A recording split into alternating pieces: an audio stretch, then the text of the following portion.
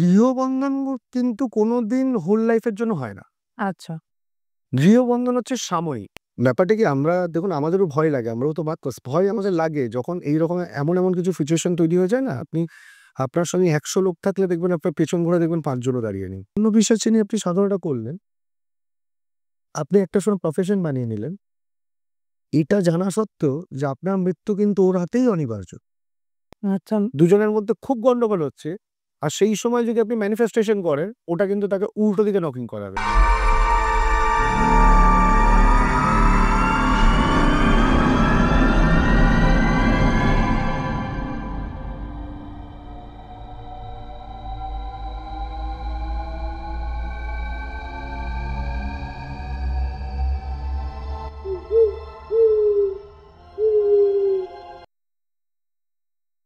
নমস্কার, অলৌকিকের আরেকটি নতুন এপিসোডে আপনাদের প্রত্যেককে স্বাগত।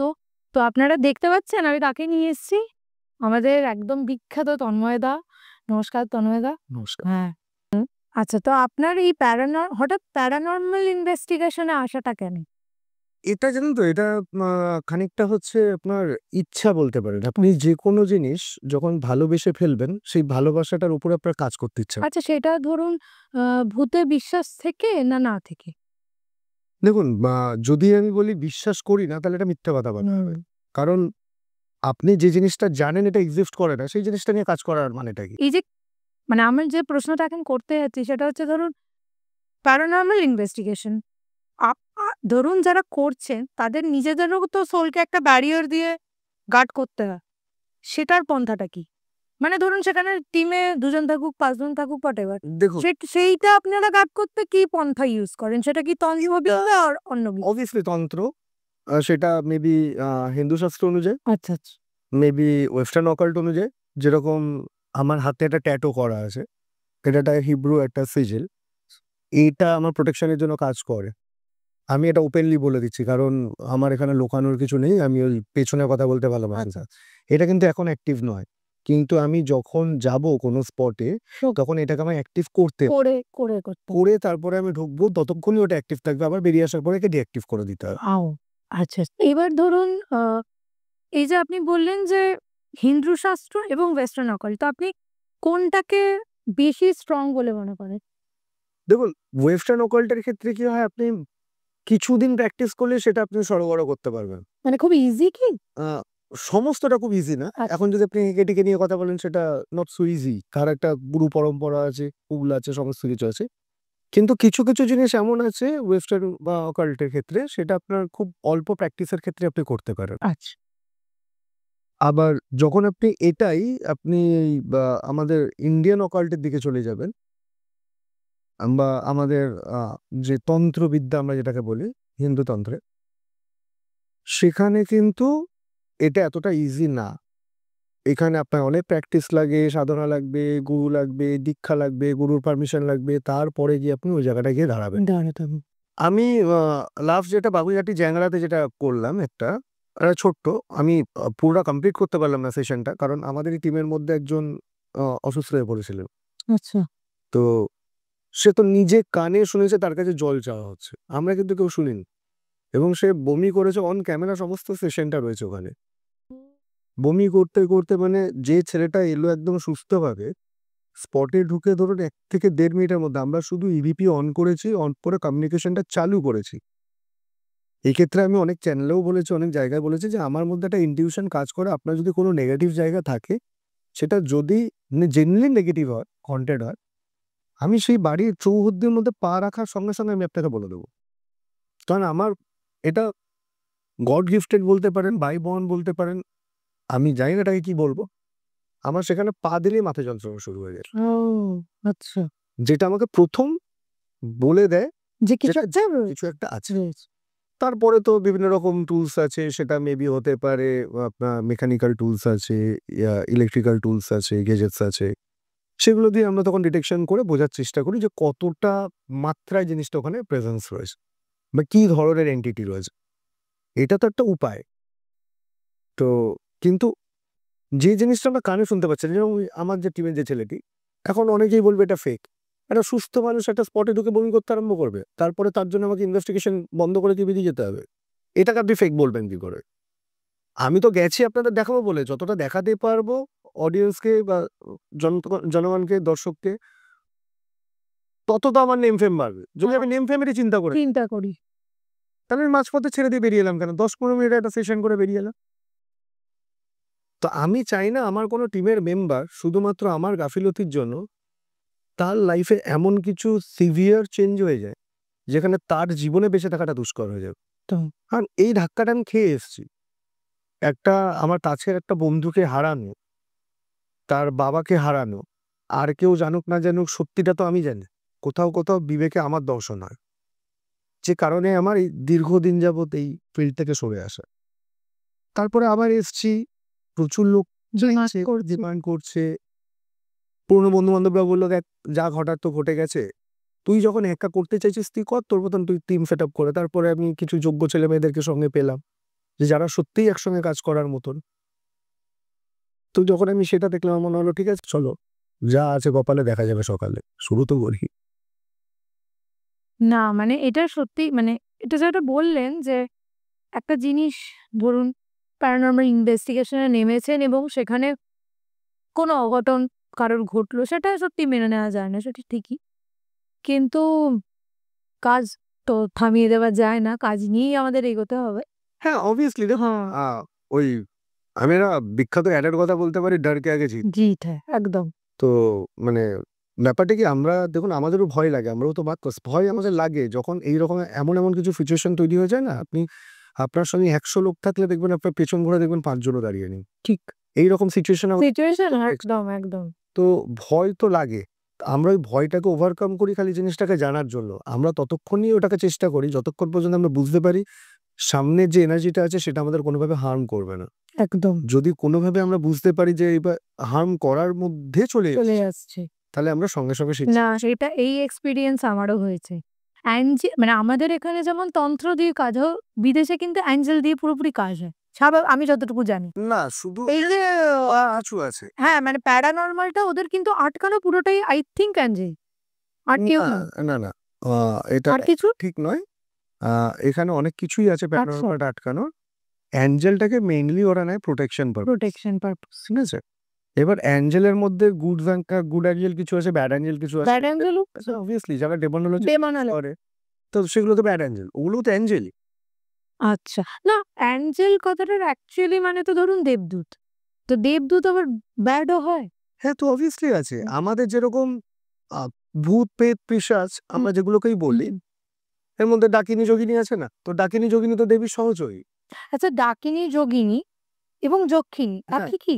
না, সব আলাদা আলাদা আলাদা কাজ। এগুলো সব দেবীর সহচরী। ও সহচরী দেবীর সঙ্গে থাকে, তাই জন্য ওরা দেবতুল্য কাজগুলো করে থাকে। তার মানে ওরা পজিটিভ নয়, ও আচ্ছা আচ্ছা, ওরা নেগেটিভই। নেগেটিভই। যেহেতু দেবদেবীর সঙ্গে থাকছে তাই জন্য ওরা দেবতুল্য কাজ করছে। এবার তাই বলে এখন যদি আপনি স্কন্দকাটা বা অন্য কিছু দেখতে যান, তো সেটার তো ফাংশনটা সেম হবে না, তাহলে তখনও বাজে হয়ে গেল। সেই রকমই ডেমোনোলজির মধ্যে স্যাটানিক আছে, স্যাটানিজম যারা প্র্যাকটিস করে, স্যাটানিক উইচক্রাফট আপনি ঠিক আছে, মানে ডাইনি বিদ্যা। তো এটা তো মানে যদি আপনি ব্রডার ভিউতে দেখেন, নেগেটিভ পজিটিভ দুটোই আছে। আপনি কোন পারপাসে কাজে লাগাবেন? যেরকম তন্ত্রের মধ্যে মারণ, উচাটন, স্তম্ভন, বশীকরণ বিভিন্ন ধরনের জিনিস আছে, সেরকম ওদের মধ্যেও আছে। আচ্ছা, ওদের যে প্র্যাকটিস গুলো আছে ওদের মধ্যেও এই জিনিসগুলো আছে। এই যে ভুডো ডল বা এই যে আপনি ওয়েস্টার্ন অকাল্টে যারা বলে ভুডো প্র্যাকটিস করে, ওই পুতুল মানে যেরকম দিয়ে করে, হ্যাঁ হ্যাঁ হ্যাঁ, এটা তো ওটা তো আমাদের এখানেও আছে। আমাদের এখানে আছে। মানে কালা জাদু যেটাকে বলে। আমরা বলি পুতুল ক্রিয়া, ওদের ওখানে ভুডো ডল বা ভুডুইজম বলে। সেটা একটু আলাদা জিনিসটা, কিন্তু অনেক বেশি পাওয়ারফুল। এবং ভুডু ডল দিয়ে আপনি কার ভালো করবেন জীবনে? কোনোদিন কারো ভালো করা যায় না, কোনোদিন পারবেন। ওটা তো মারণ ক্রিয়ার জন্য ইউজ করা, তাতে কি করে কার ভালো করবেন? ঠিক তাই। এই যে অনেকে বলে আমি কর্ণ পিশাচিনী সাধনা করি, তো আমার বিং আ প্যারানর্মাল ইনভেস্টিগেটর আমার এগুলো বলা ঠিক নয়, তাও আমি বলছি যেহেতু কথা আলোচনার প্রসঙ্গে উঠলো। অন্য পিশাচিনী সাধনাটা করে আপনার লাভটা কি হবে? আপনি যদি দেবতার আশীর্বাদ ধন্য হন বা স্নেহ ধন্য হন, তাহলে আপনি ওখান থেকে যে পাওয়ারটা পাবেন এবং সেই পাওয়ারটা তো আপনার কোনো ক্ষতি করবে না। আপনি যদি আনলেস আনটিল আপনি ওটাকে মিস ইউটিলাইজ করছেন। কিন্তু কর্ণ পিশাচিনী আপনি সাধনাটা করলেন, আপনি একটা সময় প্রফেশন বানিয়ে নিলেন, এটা জানা সত্ত্বেও যে আপনার মৃত্যু কিন্তু ওর হাতেই অনিবার্য। মানে শেষটা আপনি তো ওইটাকে সঙ্গে করে নিয়ে যেতে পারবেন না, আপনাকে মরার আগে ওকে কাউকে দিয়ে যেতে হবে। ও বাবা! মানে এটা পাস অন হয়? একদম। কাকে দেবে? মানে পরবর্তীকালে যে যোগ্য উত্তরসূরি হবে তাকে দিয়ে যেতে হবে ওটাকে, বাবা! নিয়ে মরতে পারবে না। আচ্ছা ধরুন মানে যিনি কর্ণ পিশাচিনী সাধনা ধরুন যিনি করেছেন, তিনি একটা টাইমের পর উনার মনে হচ্ছে না আমি এটাকে নিয়ে আর চলবো না। উনি একটা মাইন্ডে হয়তো স্ট্রাইক করছে যে না আমি এটা থেকে আবার বেরিয়ে আসবো। সেটা কি করা যায়? না, কখনোই পারবেন না। ব্যাকে আপনি আসতে পারবেন। মানে ওটা মানে গেলে তোমাকে ডিসিশন নিয়ে ব্যর্থ হয়ে আপনি সরতে চাইলে আপনাকে মেরে দেবে। মেরে দেবে। আর আপনি ওটাকে প্রাপ্তিও করবেন তো ৩ টে রূপে, হয় মা নালে বোন নালে অর্ধাঙ্গিন। হিসেবে আপনি কোন ফর্মে চাইছেন আচ্ছা। উনি আসার পরে আপনাকে বলবেন উনি ও যে আপনি কোন ফর্মে ওনাকে পেতে চান, এবং যে কোনো ফর্মেই পান না কেন তাহলে তারপরে আপনার লাইফে, আপনি যদি পুরুষ হন, আপনার লাইফে কোনো মহিলা ঢুকতে পারবে না, আচ্ছা। আর আপনি যদি স্ত্রী হন তাহলে কোনো পুরুষ আপনার লাইফে আসতে পারবে না। মানে মেয়েরাও কর্ণ পিশাচিনী করতে পারে? হ্যাঁ। আচ্ছা। মানে আমি শুনেছি যে এটা একটা আফটার মানে মানে সাধনার টাইমেই বা সাধনার পর একটা সেক্স লাইফ থাকে ওদের সাথে। তো সেটা যখন মা আর বোন হিসেবে আসছে তখন আপনি কি করে ওই রূপে পেতে চান তবেই সেক্স লাইফটা, ও আচ্ছা, আচ্ছা। নালে নেই। আচ্ছা। আপনি অন্য কোনো নারীর স্পর্শ করতে পারবেন, বা তার কোনো ইন্টারফারেন্স আপনার জীবনে থাকবে থাকবে না। মানে তার পুরোপুরি মানে আপনাকে এটাই নয়। আচ্ছা, আচ্ছা। দেখুন, এই তন্ত্র সেক্স নিয়েও খুব বাজে একটা রিউমার আছে। তন্ত্রে কিন্তু সেক্স মানে মুদ্রা। আচ্ছা, তন্ত্রে বলেনি তুমি ইন্টারকোর্স করো, আচ্ছা। যেরকম বলে মৈথুন। হুম। তো আমাদের এই ঘাড়ের এখান থেকে এক ধরনের রস বেরোয়, সেটা মধুর থেকেও মিষ্টি। আচ্ছা, ওই তন্ত্রের আপনি সাধনার একটা স্টেজেই ওটাকে ভোগ করতে পারবেন, তার জন্য অন্য কিছু করতে হয় না। আচ্ছা। তো এই যেমন এখান থেকে আমাদের সোমরাস হ্যাঁ, থার্ড আই হ্যাঁ। তো এই রকমের জিনিস আছে, ছোট ছোট কিছু জিনিস আছে যেগুলো আমরা না জানার জন্য আমরা মিথ্যাকে মার্কেটে ছড়িয়ে দিচ্ছি সমাজে। এটাকে নিয়ে তো একটা ব্যবসা হয়ে গেছে। আমি খুব মানে বেশ কিছু জায়গায় শুনছি যে আপনি আমার মানে লেটেস্ট যেহেতু লোক সেক্স কথাটা খুব ইজিলি গ্র্যাব সেক্স হচ্ছে তন্ত্রা সেক্স মানে কিছু মুদ্রা, এটাকে লোক খুব নিয়ে নিয়েছে। এটা কোনোদিন নেই, কোনোভাবে সম্ভব না। আপনি যে জিনিসটাই করুন আর যেটাই করুন, এটা কোনোভাবে সম্ভব না। এইটা ইন আ নেগেটিভ ওয়ে এটাকে প্রচার করা হয়। আপনি অপ্সরা সাধনা করবেন, অপ্সরাকে কিভাবে পেতে চান সে আপনাকে প্রথমেই এসে জিজ্ঞেস করবে। এই যে অভিক সরকারের বইটা নিয়ে আমার এর আগে যে এপিসোডটা এসছে, ওর মধ্যে অভিক সরকারের যে গল্পটা আমরা যেটা এক্সপ্লেন করেছি, সেটা আপনি ভালো করে শুনলে বুঝতে পারবেন ওখানে ফলটা কোথায় ছিল। উনি একটা, ওই অভিক সরকারের বইয়ের মধ্যে এক্সপ্লেন করা রয়েছে যে উনি একটা সামনের মূর্তিকে দেখছেন, মাতৃ প্রতিমা, কিন্তু প্রথমেই ওনার চোখটা গিয়ে পড়েছে স্তন যুগল এবং কোমরের ওপরে। আচ্ছা। তো এবার তার ফলে কি হয়েছে, আপনি তো প্রথমেই ওনাকে কামুক ভাবে দেখেছেন। তারপরে আপনার মনের মধ্যে কোথাও কনসিয়াসনেস আপনার মধ্যে কাজ করেছে, না এটা তো একটা মাতৃ প্রতিমা, তাহলে আমি এইভাবে দেখবো না। তো অপবিত্রতা আপনি তখনই হয়ে গেছে। হয়ে গেছে। ঠিক তো। তো এরপরে আপনি যতই মানে বিড়াল বলছে মাছ খাবো না, এই জিনিসটা তো হবে না। তো ওই জন্য দেবী অনেক ওইভাবেই পেতে চেয়েছে। যতদিন ও করেনি ততদিন ওকে কিছু না কিছু ভাবে হ্যারাস করে গেছে। সবটা হচ্ছে গুরু কৃপা। ঠিক। আপনাকে যদি গুরু দর্শন করায় তাহলে আপনি দর্শন করবেন, আর যদি গুরুর বলে থাকে না একে দর্শন করাবো না, এই পর্যন্ত থামিয়ে রেখে দেবো, আপনি আর কোনোদিন আপনি আগে এগোতে পারবেন না। ঠিক তাই। মানে কিছু কনসেপ্ট এই জায়গাগুলো থেকে মানে ঠিক করা দরকার আমার মনে হয়। যে কারণেই আমরা আজকের এই আলোচনাটা আমি যার জন্য হররের জনারের থেকে বেশি কাজ করা প্রেফার করি এই তন্ত্র বা এই সমস্ত প্র্যাকটিস গুলোকে নিয়ে। তার কারণ কি, জেনুইন লোকের মার্কেটে বড় অভাব, একদম খুব অবাক। এইবার অন্তত আমি খুব লাকি মনে করি যে আমার টিমে যে কজন আছে প্রত্যেকই স্কলার। তো সেই কারণে কি আমি একদমই কাজ তাই। করতে, কারণ আমি সবাইকেই চিনি। তো যতটা সক্ষম আমি জানি ওখান থেকে আর যাই হোক কোনো মিস ইনফরমেশন মার্কেটে ছড়াবো না। ছড়াবে না। ঠিক তাই। যেটা আমি মেনলি চাই, যারা জেনুইন তারা এগিয়ে আসো, যারা ফ্রড এবার আস্তে আস্তে পেছাও। পেঁচা। ঠিক তাই। এবং মানে যে প্রশ্নটাই আমি এরপরে করতেই আসছিলাম যে এই যে ধরুন তন্ত্রবিদ্যার আপনি যেটা বলছেন সেখানে আমি যে কথাটা আসি যে যেমন ধরুন দেহবন্ধন। এবার ধরুন কোনো একটা প্যারানর্মাল ইনভেস্টিগেশন আপনি গিয়ে দেখলেন যে বাড়িতে হয়তো একটা স্পিরিট না ২-৩টে স্পিরিট আছে। সেখানে কোন মানে এই যে উনাদেরকে মানে ঠিক কিভাবে আপনি এটা হ্যান্ডেল করবেন কেসটা? বা ধরুন এই যে বাড়ি বন্ধনের যে মানে কি ঠিক স্টেপ থাকবে? দেখুন, আমি এখানে দুটো কথা বলি। গৃহবন্ধন নিয়ে এর আগেও আমি বলেছিলাম একটা জায়গায়। আমি আবার সেটাকে এক্সপ্লেন করে দেবো।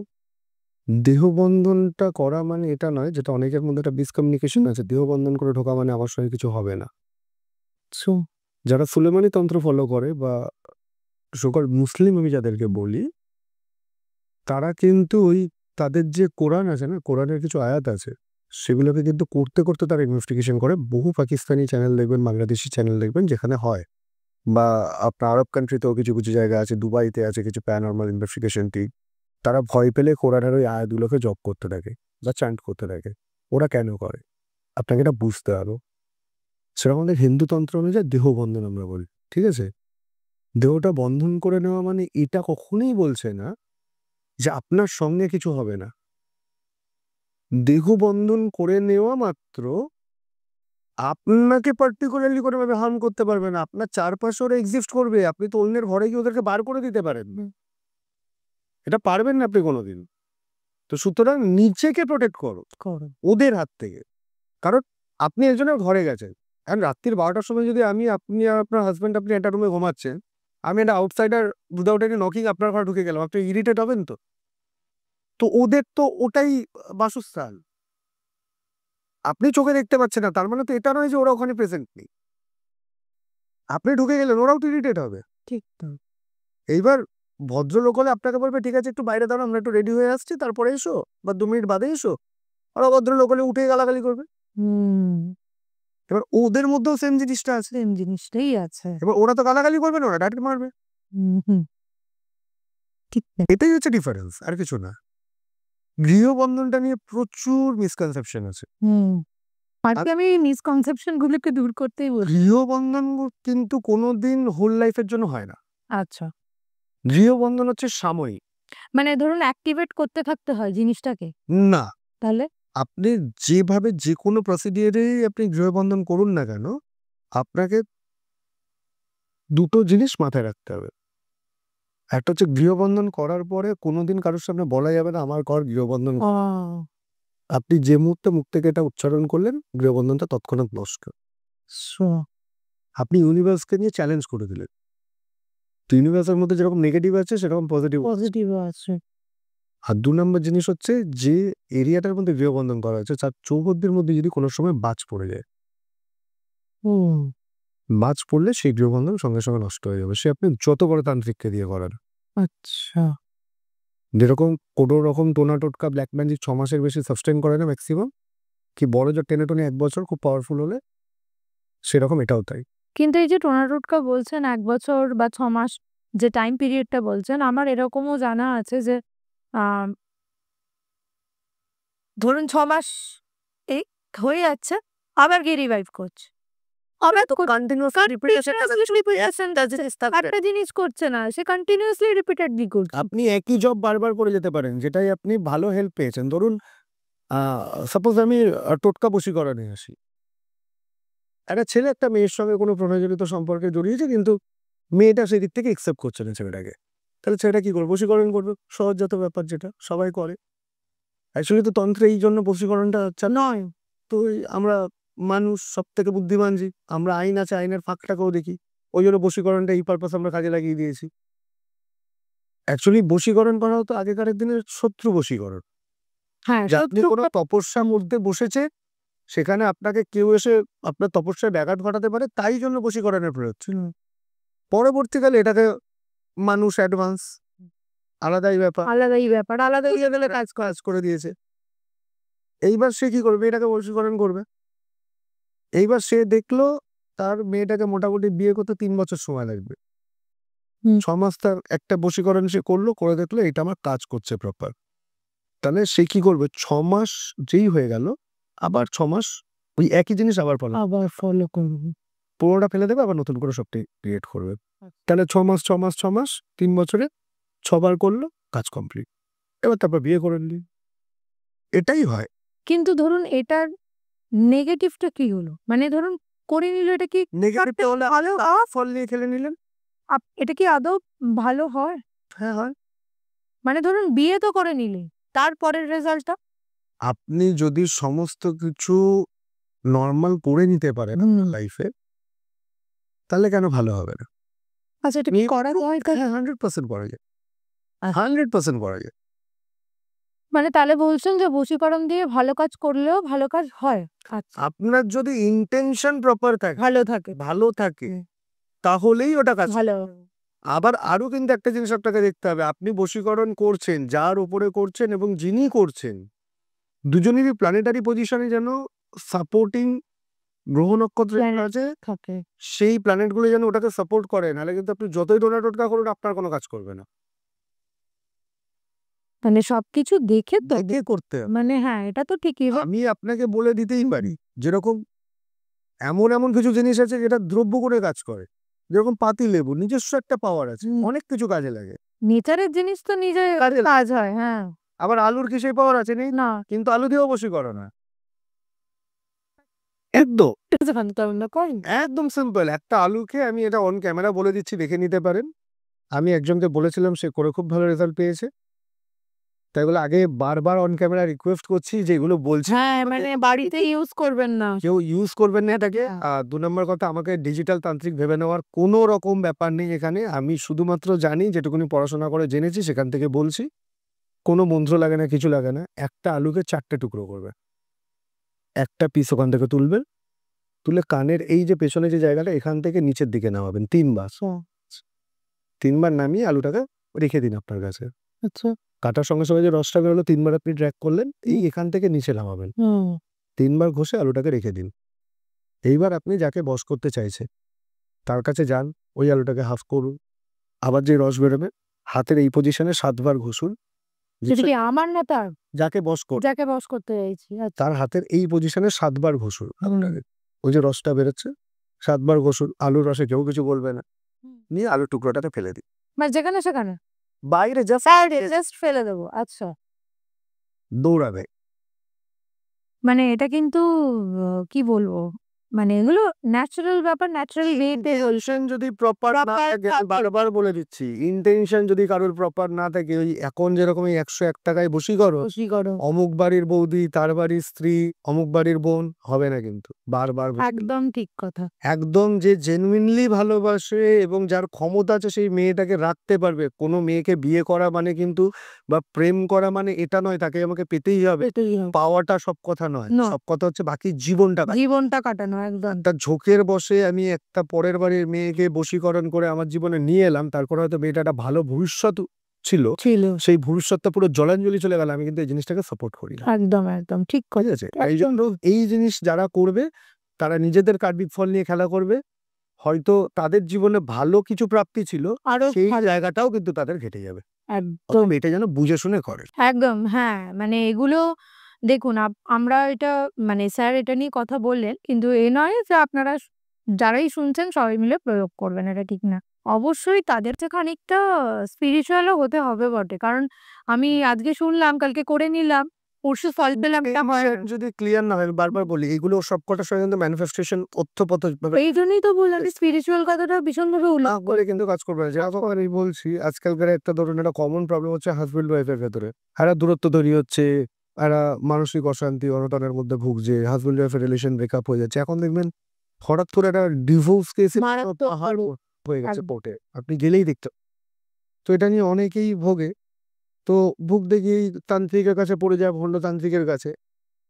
তারপরে এসে বললে আমি এই বশীকরণ করে দেবো, সেই বশীকরণ করে দেবো করছে, খানিক টাকা নিয়ে নিল। আবার তো কেউ এখন বলছে, দেখবেন বাসের টার্মে উঠলেই 101 টাকায় বশীকরণ। ও তো ওই এত কাজ নয়, ঠিক আছে? আপনার জন্য যে যতই প্রেয়ার করুক, যতক্ষণ না মানে এখন হয়ে গেছে না, আপনি শান্তি কাজ করবেন, শান্তি কর্ম করবেন, সেটার জন্য আপনাকে তারাপীঠ শ্মশানে রেখে পাঠাচ্ছে। আপনি অশান্তির কাজ করবেন, সেটার জন্য তারাপীঠ শ্মশানে রেখে পাঠাচ্ছে। একই যজ্ঞে কোনোদিন শান্তি কর্ম আর সৎকর্ম হয় না, মারণ কর্ম হয় না। তো সেরকম ব্যাপার আছে। তো আমি এখানে তাদের উদ্দেশ্যে বলে যাচ্ছি এটা আপনারা করতে পারেন, বিশেষ করে যাদের গুরু মন্ত্র হয়ে গেছে এবং সেই সঙ্গে কেউ যদি অ্যাঞ্জেল হিলিং প্র্যাকটিস করেছে বা অ্যাঞ্জেল হিলিং সম্পর্কে জানে, তারা এটা বিশেষভাবে প্রয়োগ করতে পারে। এটা আপনাকে আহামরি কারোর পেছনে যেতে হবে না, কোথাও যেতে হবে না, কিচ্ছু করতে হবে না, বাড়িতে বসে করবেন। মিনিমাম 70 গ্রাম, ম্যাক্সিমাম যত খুশি করতে পারেন। আমি প্রেফার করি 100 গ্রামের একটা হানির বটল, যেটা ডাবল হানি, যেটা কিনতে পারে সিল্ড, একটা কিনে আনবেন। 2টো পাসপোর্ট সাইজ ফটো, যার সঙ্গে যা রিলেশন ঠিক করতে চাইছেন। একটু গোলাপের পাপড়ি, কাংনি সিডস বলে একটা সিডস আপনি অ্যামাজনে কিনতে পেয়ে যাবেন, তার অল্প 2-4টে দানা। কি সিডস বললো? কাংনি সিডস। কাগনি সিডস, আচ্ছা।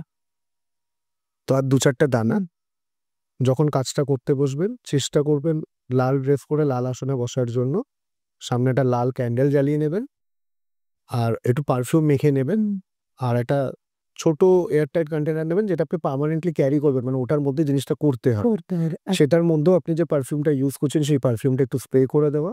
2টো ছবিকে মুখোমুখি রাখবেন, মানে তার হোয়াইট ব্যাক সাইড গুলোই একমাত্র আপনার আউটসাইডে থাকবে, আউটসাইডে যে মুখোমুখি থাকবে।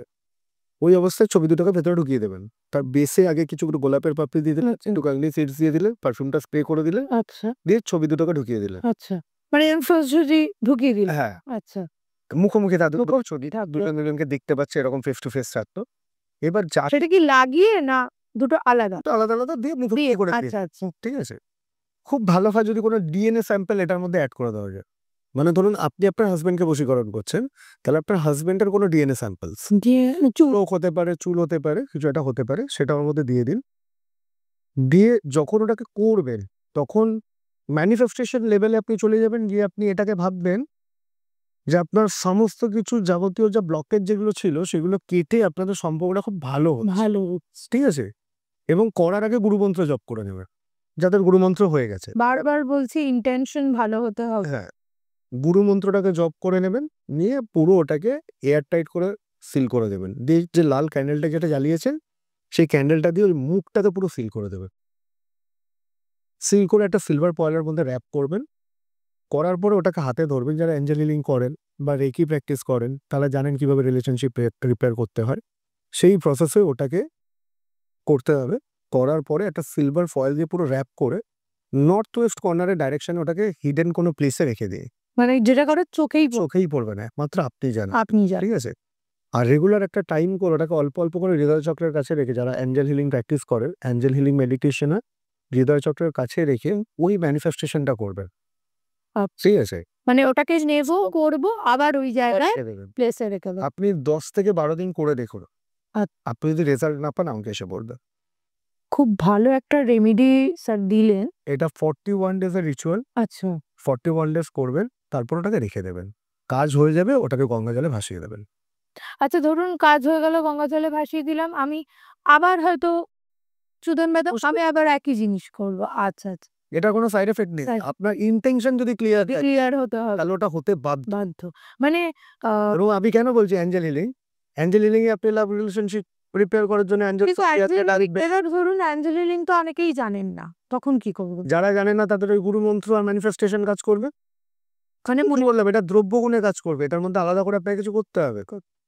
ওটার মধ্যে যে জিনিসগুলো দিচ্ছেন, হানিটা কি মিষ্টি, তো তার মানে সম্পর্কটা আপনাদের মধুর করে দেয়। গোলাপটা কি সুগন্ধি, একটা লাভ রিলেশনের মধ্যে অ্যাটমসফিয়ারটা কি থাকে সেটাকে ক্রিয়েট করে। কাংনি সিডসটা কি, ওটা এক ধরনের সিড, বীজ, যার কাজই হচ্ছে রিলেশনশিপ রিপেয়ার করা। তো তাই জন্য আপনি ওটাকে ইউজ করছে।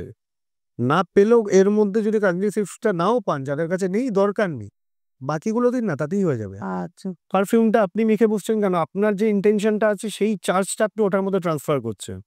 আপনার বডিতে যে মানে ফ্রেগ্রেন্স যেটা আছে সেটা আপনার অন এয়ার তার কাছে গিয়ে পৌঁছাচ্ছে, সেই মানুষটার কাছে, যাতে তার মাইন্ডটাকে রিফ্রেশ করে, আপনার কথা সে চিন্তা করতে বাধ্য হয়।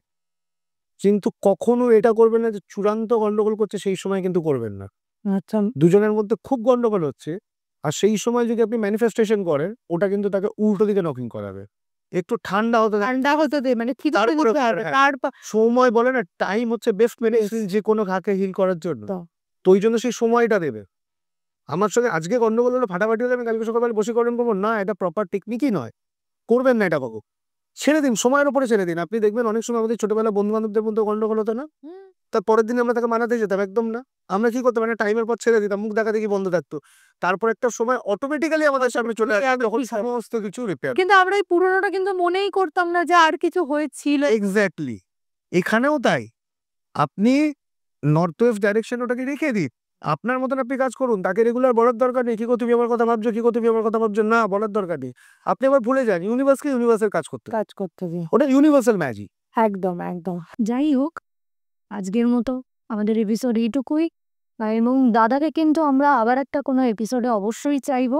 ছাড়া তো আবার আসবো, কাজটা চলতেই থাকবে। একদম নিশ্চয়ই দাদাকে আমরা আবার পেতে চাইবো, এবং আপনারাও কমেন্ট করে জানান যে আমাদের এপিসোড কেমন লাগলো, এবং আপনাদেরও কোনো বক্তব্য বা কি বিষয়ে আরো কাজ করলে ভালো হয় সেগুলো আপনারা জানাতে পারে, এবং লাইক শেয়ার এন্ড সাবস্ক্রাইব করতে একদমই ভুলবেন না। সো আজকের জন্য এইটুকুই, নমস্কার।